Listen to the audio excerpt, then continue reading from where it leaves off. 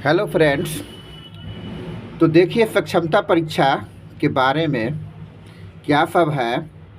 बहुत सारे बातें आई है जिसमें नॉर्मलाइजेशन की बात भी हुआ है।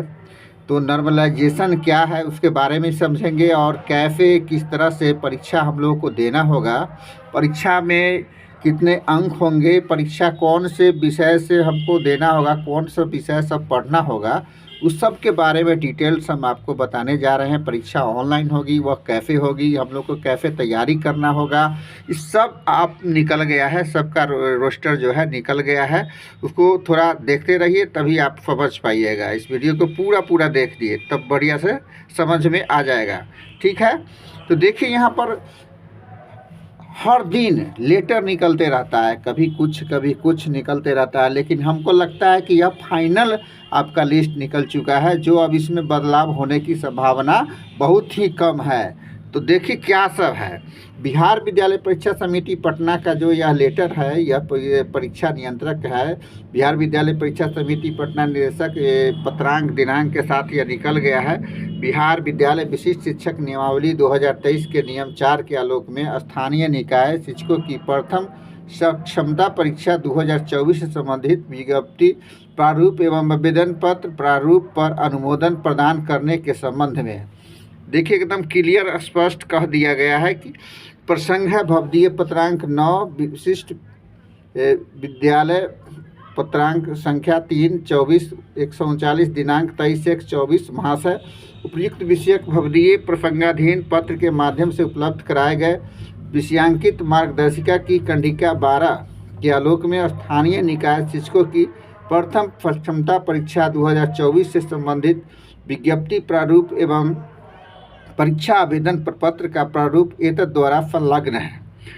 यहाँ पर अनुरोध है कि विज्ञप्ति प्रारूप एवं परीक्षा आवेदन प्रपत्र के प्रारूप पर विभागीय अनुमोदन प्रदान करने की कृपा की जाए। तो इस प्रकार से यहाँ पर परीक्षा नियंत्रक का साइन हो चुका है और बिहार विद्यालय परीक्षा समिति पटना को का भी साइन हो गया है, अनुमोदन हो गया है। तो यहाँ देखिए बिहार विद्यालय परीक्षा समिति पटना जो है विज्ञप्ति संख्या निकाल दिया है, और उसमें क्या सब है इसको एक बार ध्यान से सुन लीजिए, देख लीजिए। बिहार विद्यालय विशिष्ट शिक्षक नियमावली 2023 के नियम 4 के परिप्रेक्ष्य में स्थानीय निकाय के शिक्षकों की सक्षमता परीक्षा 2024 के आयोजन एवं उक्त परीक्षा में सम्मिलित होने हेतु आवेदन पत्र भरे जाने के संबंध में आवश्यक सूचना। तो ये सब क्या सब सूचना है उस सब को थोड़ा डिटेल से देख लीजिए। बिहार विद्यालय विशिष्ट शिक्षक नियमावली 2023 के नियम 4 के आलोक में राज्य में कार्यरत स्थानीय निकाय शिक्षकों की सक्षमता परीक्षा ली जानी है।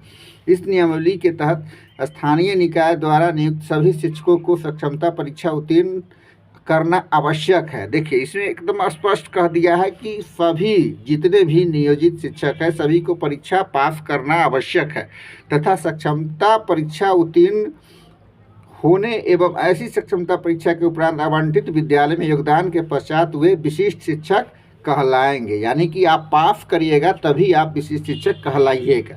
सक्षमता परीक्षा उत्तीर्णता के उपरांत आवंटित विद्यालय में योगदान करने की तिथि से इनका जिला स्तरीय एकल संपर्क होगा। अब जिला स्तरीय एकल संपर्क हो जाएगा। तत्संबंधी शिक्षा विभागीय अधिसूचना ज्ञापांक 11 नियमावली इतना और इतना के माध्यम से प्राप्त निर्देश एवं विभागीय पत्रांक इतना और इतना के माध्यम से प्राप्त मार्गदर्शिका के आलोक में स्थानीय निकाय शिक्षकों की प्रथम सक्षमता परीक्षा 2024 हेतु ऑनलाइन माध्यम से देखिए अब स्पष्ट कर दिया है कि ऑनलाइन माध्यम से ही परीक्षा ली जाएगी। अब ऑफलाइन का चांस बहुत ही कम है। दिनांक 1/2/24 से दिनांक 15/2/24 तक की अवधि में आवेदन पत्र आमंत्रित किए जाते हैं। उक्त परीक्षा का विस्तृत विवरण अग्रतर कंडिकाओं में है। तो देखिए यहाँ पर क्या है, संरचना दे दिया गया है। सक्षमता परीक्षा के प्रश्न जो है क्या होगा, बहुविकल्पीय होगा, यानी कि ऑब्जेक्टिव होगा, 1 नंबर का होगा।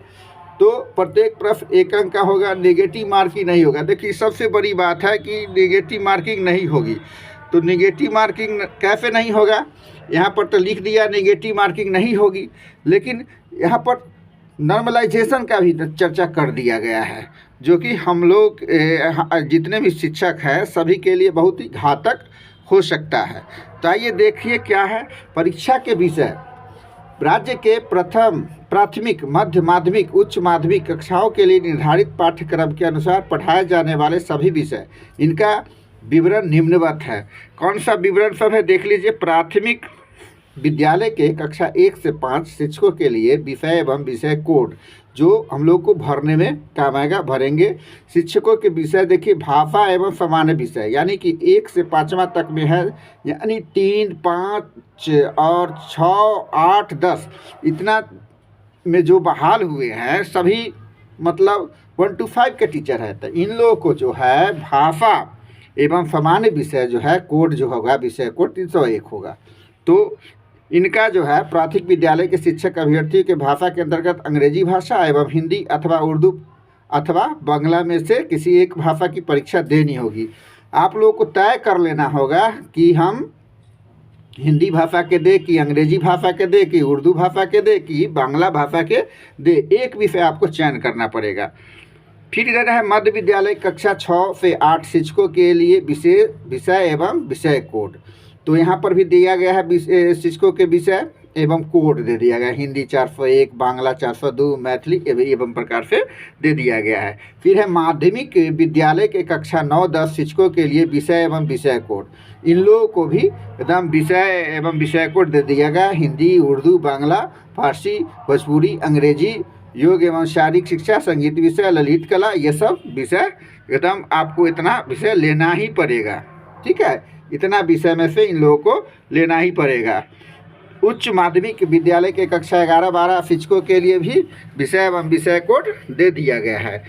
हिंदी, उर्दू, अंग्रेजी, संस्कृत, बांग्ला, मैथिली, मगही, अरबी, फारसी जो भी हो सबका कोड दे दिया गया है। ठीक है, आगे देखिए पाठ्यक्रम में देखिए कि बिहार लोक सेवा आयोग द्वारा जो TRE 1, TRE 2 के लिए निर्धारित पाठ्यक्रम, बस इसका प्रश्न पत्र पैटर्न देख लीजिए। अब प्रश्न पत्र का सक्षमता परीक्षा में 150 वस्तुनिष्ठ प्रश्न होंगे एवं इन प्रश्नों का विवरण तथा संख्या इत्यादि निम्नवत होगा। जो इस प्रकार से है, क्या है, इस प्रकार से है। जैसे देख लीजिए यहाँ कक्षा 1 से 5 के अध्यापकों के लिए 150 का परीक्षा होगा, जिसमें भाषा 1 30 प्रश्न 30 नंबर का होगा। फिर भाषा 2 सामान्य अध्ययन 40 नंबर का होगा। फिर भाग 3 सामान्य विषय 80 नंबर का होगा। तो इस प्रकार से 30, 40, 70 और 80 150 का 150 का हो जाएगा, 150 का हो जाएगा। तो 150 नंबर में भाषा से, ठीक है, भाषा से ये जो आपका भाषा लीजिएगा, जैसे कि भाषा हिंदी लिए, गणित लिए, अंग्रेजी लिए, भाषा लिए, उससे आपको रहेगा यह 30 नंबर का। सामान्य अध्ययन में आपका ये सब आ जाएगा, GK GS जो होता है तो सामान्य अध्ययन वो सब आ जाएगा। फिर सामान्य विषय में आपका आ जाएगा 1 से लेकर के 8 तक, 1 से लेकर के 8 तक का विषय का ये सब रहेगा। तो इस तरह से आप तैयारी कर लेंगे। ठीक है, फिर देखिए कक्षा 6 से 8 के अध्यापकों के लिए 150 का उसी तरह 30 नंबर रहेगा। भाषा से, सामान्य अध्ययन से 40 नंबर, असंबंधित विषय से 80 नंबर के रहेंगे। इसी प्रकार से कक्षा 9-10 के लिए भी यही है, कक्षा 11-12 के लिए भी है। अर्हता देखिए, अर्हता क्या है, स्थानीय निकाय द्वारा राज्य के प्राथमिक, मध्य माध्यमिक, उच्च माध्यमिक विद्यालयों में नियुक्त एवं कार्यरत शिक्षक, शारीरिक शिक्षक सहित पुस्तकालयाध्यक्ष। परीक्षा शुल्क कितना लगेगा? सभी कोटि के अभ्यर्थियों के लिए परीक्षा शुल्क 1100 रुपया रख दिया गया है। परीक्षा की प्रक्रिया एवं अवधि, अब देखिए परीक्षा की प्रक्रिया, सक्षमता परीक्षा कंप्यूटर बेस्ड टेस्ट यानी CBT के माध्यम से आयोजित की जाएगी एवं इसकी अवधि 2 घंटा 30 मिनट की होगी। देखिए यहाँ पर हमको तो लग रहा है कि BPSC से भी टफ परीक्षा लेने जा रही है, इसीलिए कि BPSC में भी ऑफलाइन था परीक्षा, लेकिन इसमें आप लोगों को कर दिया क्या, CBT के माध्यम से, यानी कि कंप्यूटर बेस्ड टेस्ट। अभी तक बहुत लोगों को क्या है, माउस भी ठीक से पकड़ने नहीं आता है, और उन लोगों को एकाएक कह दिया जाए कि आपको ऑनलाइन परीक्षा देना होगा, तो डर तो मन में बन ही गया है। लेकिन देखिए उस डर से भी सामना करना है, क्योंकि निजी टीचर जो होते हैं एक पत्थर के समान है, उनको आंधी, वर्षा, तूफान किसी भी चीज़ से डर नहीं लगता है। तो यह परीक्षा क्या है, उत्तीर्णांक देख लीजिए क्या है, सामान्य प्रशासन विभाग के संकल्प संख्या 2374 दिनांक 16/7/7 के अनुरूप सक्षमता परीक्षा का न्यूनतम उत्तीर्णांक निम्नवत होगा। देखिए सामान्य का भी देख लीजिए क्या है, 40% अंक है।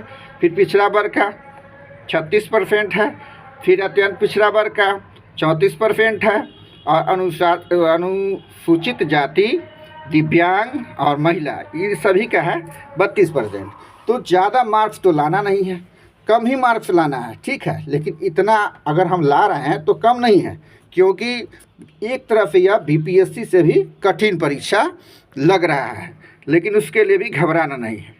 प्रमाण पत्र सब में देख लीजिए क्या फल आएगा। सक्षमता परीक्षा 2024 उत्तीर्ण सभी अभ्यर्थियों को उत्तीर्णता प्रमाण पत्र निर्गत किया जाएगा, ठीक है। उत्तीर्णता जब हम पास करेंगे तो उसका प्रमाण पत्र हमको मिलेगा। परीक्षा फॉर्म भरते समय शिक्षक अभ्यर्थियों को 3 जिलों का विकल्प देना होगा। अब देखिए यहाँ पर 3 जिला, ठीक है। ये 3 जिला का जो विकल्प है, 3 डिस्ट्रिक्ट का, ये तो बहुत ही टफ हो गया है। परीक्षा भी दीजिए, उसके बाद 3 जिला का विकल्प दीजिए, फिर क्या होगा, नॉर्मलाइजेशन होगा। तो इतना प्रक्रिया एकाएक कर दिया जाए तो लोग को मन में तो संशय हो जाएगा, भय हो जाएगा। लेकिन उससे भी हम लोग डरना नहीं है, सब चीज़ हम लोग झेलेंगे, ठीक है। शिक्षक अभ्यर्थी द्वारा भरे गए आवेदन सबमिट करने के उपरांत संबंधित जिलों के जिला कार्यक्रम पदाधिकारी स्थापना के लॉगिन में जाएगा। तत्पश्चात जिला कार्यक्रम पदाधिकारी द्वारा जांचोपरांत इसे अंतिम रूप से सबमिट किया जाएगा, जिस पर जिला कार्यक्रम पदाधिकारी का डिजिटल हस्ताक्षर अंकित होगा। सत्यापन के दौरान जिला कार्यक्रम पदाधिकारी यह आश्वस्त हो लेंगे कि शिक्षक अभ्यर्थी सक्षम स्थानीय निकाय द्वारा वास्तव में नियोजित शिक्षक है। देखिए कितना बड़ा परीक्षा है। परीक्षा फॉर्म भरते समय शिक्षक अभ्यर्थी द्वारा खासकर पिता पति का नाम, जन्म तिथि एवं योगदान की तिथि इत्यादि सही भरा गया है या नहीं मिलान करने के उपरांत सबमिट किया जाएगा। परीक्षा देने के पश्चात मूल प्रवेश पत्र गुम होने की स्थिति में शिक्षक अभ्यर्थी को दोबारा सक्षमता परीक्षा देना होगा। मान लीजिए कि आप परीक्षा देने के पहले अगर मूल प्रवेश पत्र हेरा लेते हैं, गुम हो जाता है, तो आपको उसमें बैठने नहीं दिया जाएगा, आपको दूसरा बार में परीक्षा देना होगा। सक्षमता परीक्षा फरवरी 2024 के अंतिम सप्ताह में होने की संभावना है, जिसके लिए फरवरी के तृतीय सप्ताह में प्रवेश पत्र निर्गत किया जाएगा। यदि अपरिहार्य कारणवश इन तिथियों में परिवर्तन होता है तो इसकी सूचना समाचार पत्रों में विज्ञप्ति के माध्यम से दी जाएगी, ठीक है। ऐसा तो कभी कभार हो जाता है, किसी कारण से आपका डेट ही बढ़ सकता है, नहीं तो आपका वही डेट रहेगा। समिति द्वारा निर्गत प्रवेश पत्र को शिक्षक अभ्यर्थी द्वारा डाउनलोड किया जाएगा। डाउनलोड किए गए प्रवेश पत्र को जिला कार्यक्रम पदाधिकारी स्थापना द्वारा माह दिसंबर 23 के वेतन भुगतान का सत्यापन वेतन भुगतान पंजी से कर भौतिक हस्ताक्षर के उपरांत अपलोड किया जाएगा। शिक्षक अभ्यर्थी के आधार कार्ड नियोजन इकाई द्वारा निर्गत नियुक्ति पत्र एवं फोटो को मिलान कर ही जिला कार्यक्रम पदाधिकारी स्थापना द्वारा प्रवेश पत्र पर प्रति हस्ताक्षर किया जाएगा। वैसे शिक्षक अभ्यर्थी जिन्हें सक्षमता परीक्षा देनी है, उन्हें ऑनलाइन परीक्षा हेतु कंप्यूटर पर आवश्यक प्रैक्टिस करने की सलाह दी जाती है। अब देखिए, अभी से सरकार आपको कह रहा है कि ऑनलाइन परीक्षा के लिए आप तैयारी में लग जाइए। अब तैयारी का जो है नज़दीकी विद्यालय है आपका ICT का लैब जहाँ चलता है, वहाँ 5 बजे के बाद जा करके अपना तैयारी कर लीजिए। और नहीं तो जिला शिक्षा एवं प्रशिक्षण संस्थान शिक्षण प्रशिक्षण महाविद्यालय में संध्या 7:30 बजे से 9:30 बजे तक आपको टाइम मिला है, उसमें जा करके सीख लीजिए। तो ये सभी सुविधा भी दिया गया है। सक्षमता परीक्षा उत्तीर्णता के पश्चात सभी उत्तीर्ण अभ्यर्थी का विद्यालय आवंटन के पूर्व काउंसलिंग होगा, जिसमें उनके प्रमाण पत्रों की जाँच की जाएगी तथा थंब इम्प्रेशन एवं इरिस रिकॉग्निशन का मिलान किया जाएगा। जिला कार्यक्रम पदाधिकारी यह ध्यान रखेंगे कि सभी प्रकार के न्यायालयी शिक्षक अपीलीय प्राधिकार में विचाराधीन मामलों से संबंधित अभ्यर्थी का सक्षमता परीक्षा आवेदन पत्र सबमिट नहीं हो सके। यह सक्षमता परीक्षा स्थानीय निकाय द्वारा विधिवत चयनोपरांत नियोजित व कार्यरत शिक्षकों के लिए है। इससे इतर कोई भी शिक्षक व्यक्ति इस परीक्षा में सम्मिलित नहीं हो सकते हैं, ठीक है। फिर देखिए आगे, शिक्षकों द्वारा अपने जिला कार्यक्रम पदाधिकारी के माध्यम से ऑनलाइन भरे गए परीक्षा आवेदन के विवरणों के आधार पर समिति द्वारा उनका प्रवेश पत्र निर्गत किया जाएगा। प्रवेश पत्र निर्गत किए जाने मात्र से परीक्षा के लिए अभ्यर्थी की पात्रता की संपुष्टि नहीं होगी। परीक्षा आवेदन से भरे जाने की प्रक्रिया से लेकर परीक्षा फल प्रकाशन व प्रमाण पत्र निर्गत करने की प्रक्रिया के बीच अथवा परीक्षा फल प्रकाशन के पश्चात शिक्षक के सेवा काल में यदि किसी भी समय यह पाया जाता है कि संबंधित परीक्षार्थी इस परीक्षा हेतु पात्र नहीं था तो उसका अभ्यर्थित्व परीक्षा फल एवं प्रमाण पत्र रद्द कर दिया जाएगा। निर्धारित अवधि में विहित शुल्क के साथ जिस इच्छुक अभ्यर्थी का ऑनलाइन आवेदन जिला कार्यक्रम पदाधिकारी के माध्यम से समिति को प्राप्त नहीं होगा उसका प्रवेश पत्र निर्गत नहीं किया जाएगा। ठीक है, अब देखिए नॉर्मलाइजेशन का चर्चा हम कर रहे थे बार बार कि नॉर्मलाइजेशन क्या है। अब उसको समझ लीजिए कि नॉर्मलाइजेशन क्या है। ठीक है, नॉर्मलाइजेशन पर हम लोग एक बार चर्चा कर लेते हैं। नॉर्मलाइजेशन क्या है? ठीक है, यहाँ देखिए सीबीटी विधि से आयोजित की जाने वाली परीक्षा जिनमें अभ्यर्थियों की संख्या अपेक्षाकृत ज़्यादा होती है का आयोजन एक से अधिक पालियों तिथियों में किया जाता है। ऐसी परीक्षाओं में सामान्यतः अलग अलग पालियों में प्रश्न पत्रों के अलग अलग कठिनाई स्तर होने के कारण इन परीक्षाओं का परीक्षाफल तैयार करने के पूर्व नॉर्मलाइजेशन की विधि अपनाई जाती है। ठीक है, ताकि किसी विशेष पाली के अभ्यर्थियों को कोई लाभ या हानि नहीं हो। कभी कभी क्या होता है कि कोई पाली में क्या होता है कि कम नंबर पर ही आ जाता है, जैसे लोग हल्का क्वेश्चन आ गया तो लोग ज़्यादा बना लेते हैं, फिर कभी कभी क्या होता है कि क्वेश्चन हार्ड हो जाता है तो लोग कम बना पाते हैं। यही सब देखना पड़ता है, इसलिए इस परीक्षा में नॉर्मलाइजेशन विधि अपनाकर परीक्षा फल प्रकाशित किया जाएगा। नॉर्मलाइजेशन की प्रक्रिया के उपरांत क्या होता है कि अवधि का जो भी नॉर्मलाइज्ड स्कोर होगा वही अवधि का प्राप्तांक होगा। जैसे अभ्यर्थियों की उत्तीर्णता अथवा अनुत्तीर्णता का निर्धारण इसी प्राप्तांक नॉर्मलाइजेशन के आधार पर कंडिका संख्या 9 में दिए गए उत्तीर्णांक प्रतिशत के अनुसार होगा, न कि रॉ स्कोर। सही प्रश्नोत्तर के आधार पर प्राप्त अंक के आधार पर। उदाहरण के लिए देख लीजिए, जैसे कि आपको 150 में क्या होता है कि 150 में का परीक्षा था, उसमें क्या होता है कि 61 नंबर लाए आप, 61 नंबर लाए तो क्या होता है 50 में आप क्या लाए 61, और नॉर्मलाइजेशन के बाद आपको पूछता है 58। ठीक है, नॉर्मलाइजेशन के बाद आपको पूछता है 58, तो यहाँ पर आपका क्या होगा कि पास नहीं होगा, क्योंकि आपका 60 नंबर पर पास है। ठीक है, 60 पर पास है, आज आप 61 ले ले हैं तो पास है, लेकिन आप नॉर्मलाइजेशन के उपरांत आपको क्या होता है कि 58 ही होता है, तो उस समय आपको फेल माना जाएगा। ठीक है, आपको फेल माना जाएगा। तो यही होता है नॉर्मलाइजेशन। ठीक है, यदि परीक्षा में गलत उत्तर हेतु नेगेटिव मार्किंग का प्रावधान नहीं है, किंतु नॉर्मलाइजेशन की प्रक्रिया में अपेक्षाकृत अधिक प्रश्नों के गलत उत्तर दिए जाने की स्थिति में नॉर्मलाइजेशन स्कोर में ऋणात्मक प्रभाव आ सकता है। देखिए, नॉर्मलाइजेशन न हो जिसके लिए आपको क्या करना है, एक तरफ सरकार कह रही है, एक तरफ कह रहा है परीक्षा विभाग कि आपको नेगेटिव मार्किंग नहीं है, लेकिन एक तरफ आपको नॉर्मलाइजेशन के माध्यम से आपको फेल कर रहे हैं। ठीक है, आपको नॉर्मलाइजेशन के माध्यम से फेल किया जा रहा है, तो इसमें आपको यही भलाई होगा कि आप क्या करेंगे, जिस क्वेश्चन में आपको ज़्यादा डाउट होगा, जिस क्वेश्चन में आपको ज़्यादा लगेगा कि यार ठीक नहीं हो सकता है, उसमें आप टिक मत मारिएगा, उसको नहीं छेड़छाड़ कीजिएगा, उसको छोड़ दीजिएगा।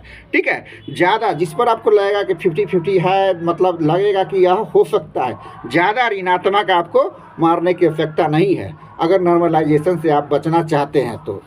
ठीक है, ऑनलाइन परीक्षा आवेदन पत्र भरने एवं परीक्षा शुल्क जमा करने की तिथि देख लीजिए। उक्त परीक्षा में सम्मिलित होने हेतु केवल यथा कंडिका 6 के अनुरूप निर्धारित अर्हता रखने वाले अभ्यर्थियों से सिर्फ ऑनलाइन के माध्यम से परीक्षा आवेदन पत्र एवं परीक्षा शुल्क दिनांक 1/2/24 से दिनांक 15/2/24 तक स्वीकार किए जाएंगे। ठीक है, 1/2/24 से 15/2 तक आपका स्वीकार किए जाएंगे। परीक्षा आवेदन पत्र भरने की विधि अभ्यर्थी समिति के वेबसाइट दिया गया है, देख लीजिए, यहाँ पर समिति का वेबसाइट है। वेबसाइट पर अपने से भी चाहिएगा तो इसको खोल करके आप क्लिक करके आप अपना सक्षमता परीक्षा जो है आएगा ऑप्शन, उस पर अभ्यर्थी आवेदन कर सकते हैं। ठीक है, तो यहाँ पर आप अपने से भी आवेदन कर सकते हैं, लेकिन ज़्यादा टेंशन लेने की आवश्यकता नहीं है। आप सीधे जाइए कंप्यूटर ऑपरेटर महोदय के पास और उनसे सारा प्रक्रिया कर लेंगे, ज़्यादा टेंशन की लेने की आवश्यकता नहीं है। परीक्षा आवेदन पत्र समिति के वेबसाइट पर भरने की विस्तृत विधि निम्नवत है। अब परीक्षा आपको कैसे भराएगा, क्या होगा, क्या कैसे करना होगा, पंजीकरण, फॉर्म भरना, भुगतान करना, ये सब जो है आप अपने से भी कर सकते हैं, और कंप्यूटर संस्थान जहाँ चलता है कंप्यूटर रहता है, फॉर्म यहाँ पर भराता है, वहाँ जा करके आप फॉर्म भरवा सकते हैं। साइबर में जा करके कहीं भी भरवा सकते हैं, परीक्षा शुल्क का भुगतान वही कर लेंगे। तो ये सब का टेंशन नहीं लेना है। इसके लिए आपको अपलोड रंगीन फोटोग्राफ एवं हस्ताक्षर अभ्यर्थी के फोटोग्राफ स्कैन किया हुआ साइज 20 KB से 100 KB तक के व्यायाम, ये सब चाहिए। और क्या सब चाहिए देख लीजिए। प्रमाण पत्र को आप लोग क्या सब होगा, क्या सब ले जाना होगा, उसके लिए भी देख लीजिए। इसमें आपको जितना भी सर्टिफिकेट होगा सभी अभी प्रमाणित प्रति अपलोड करना होगा। जैसे मैट्रिक 10th का प्रमाण पत्र एवं अंक पत्र, इंटर का 12th का प्रमाण पत्र एवं अंक पत्र, स्नातक का प्रमाण पत्र एवं अंक पत्र, स्नातकोत्तर का प्रमाण पत्र एवं अंक पत्र, BA DLED बिलीस, इसे भी जो भी आपका प्रशैक्षणिक डिग्री है उस सब का सर्टिफिकेट। आरक्षित श्रेणी के आवेदकों के लिए सक्षम प्राधिकार द्वारा निर्गत जाति प्रमाण पत्र, ठीक है, जाति प्रमाण पत्र होना चाहिए, आधार कार्ड होना चाहिए। अब TET सीटेट स्टेट उत्तीर्णता प्रमाण पत्र। तो यहाँ पर दक्षता है आपका, तो दक्षता का ले जाइए, TT का नहीं है तो दक्षता का ले जाइए। नियोजन इकाई द्वारा जारी नियुक्ति पत्र, ठीक है। दिव्यांग आवेदकों के लिए सक्षम प्राधिकार द्वारा निर्गत प्रमाण पत्र, तो ये सभी आपको ले जाना होगा फॉर्म भरने के समय में। तो यहाँ पर देख लीजिए कि अभ्यर्थी अपने यूजर ID पासवर्ड को भविष्य के लिए सुरक्षित रख लेंगे एवं इसकी गोपनीयता बनाए रखेंगे। इस यूजर ID एवं पासवर्ड के समिति कार्यालय में कदापि न भेजें, ठीक है। ऑनलाइन के अलावा किसी भी अन्य माध्यम से आवेदन पत्र स्वीकार नहीं किया जाएगा, आपको ऑनलाइन ही करना होगा। यहाँ पर सब दिया गया है। घोषणा पत्र, आवेदन पत्र, हस्ताक्षर के अंग्रेजी बड़े अक्षरों में प्रयोग वर्जित है। ये परीक्षा का जो भी है सब आप पढ़ लीजिए, बढ़िया से देख लीजिए। परीक्षा आवेदन पत्र में विवरण शुद्ध एकदम अंकित होना चाहिए, कोई भी गड़बड़ी नहीं होना चाहिए। सब मिलान करके, सब देख करके एकदम ठीक ठाक से, कहीं पर कोई गड़बड़ ना हो। क्योंकि कोई भी गड़बड़ होगा तो उसका सुधार भी कर लिया जा सकता है तुरंत में ही। ज़्यादा दिन होगा तो उसमें भी आपका दिक्कत हो सकता है। तो इसमें आप आगे भी देख सकते हैं, इस फॉर्म भरने का भी तरीका दिया गया है, फॉर्म कैसे भराएगा सारा चीज़ बता दिया गया है। तो यहाँ बिहार स्कूल एग्जामिनेशन बोर्ड का जो है पोर्टल खुलेगा उस प्रकार साक्षरता परीक्षा का, तो इस तरह से फॉर्म रहेगा जिसमें आप लोग आराम से भर सकते हैं, अपने से भी सब भर सकते हैं। टीचर 1 to 5 के लिए है, टीचर 9-10 के लिए, 6-8 के लिए सब है। टाइप ऑफ नियोजन यूनिट जिला परिषद से है, प्रखंड से है, पंचायत से है। नेम ऑफ नियोजन यूनिट, करेंट पोस्टिंग आपका कहाँ पर है, नेम करेंट पोस्टिंग, ठीक है। School name of current posting, school DISE code, name of नियोजन unit first posting, school name first posting. तो ये सब कोई बड़ी बात नहीं है, आप जाइएगा सब बताते जाइएगा, सब भराते जाएगा। डेट ऑफ बर्थ, कैटेगरी सब भरा जाएगा, कोई दिक्कत नहीं है। तो ज़्यादा हम क्या बताएं आप लोगों को, परीक्षा तो देना ही होगा। परीक्षा वो भी कठिन परीक्षा है और इसका तैयारी आप लोग करिए, बढ़िया से करिए तैयारी और डरिए नहीं, क्योंकि आप लोग काफ़ी अनुभवी हैं, बहुत दिनों से पढ़ा रहे हैं। तो आप लोग को डरने की आवश्यकता नहीं है। कोई भी क्वेश्चन किताब से ही आएंगे और किताब को पढ़ जाइए, ठीक है। 1 to 5 से है तो आप 1 to 5 से देख लीजिए, 1 to 8 का देख लीजिए किताब, जो भी किताब है उसको पढ़ लीजिए, जीके थोड़ा जीके देख लीजिए और कोई दिक्कत नहीं होगा। आप लोग पास कर जाइएगा, उम्मीद करते हैं सभी लोग एक बार में ही पास हो जाएंगे। इसी के लिए हम अपना यह समाचार समाप्त करते हैं। आगे बने रहने के लिए हमारे चैनल को अभी तक सब्सक्राइब नहीं किया है तो सब्सक्राइब कर लेंगे। जय हिंद, जय भारत।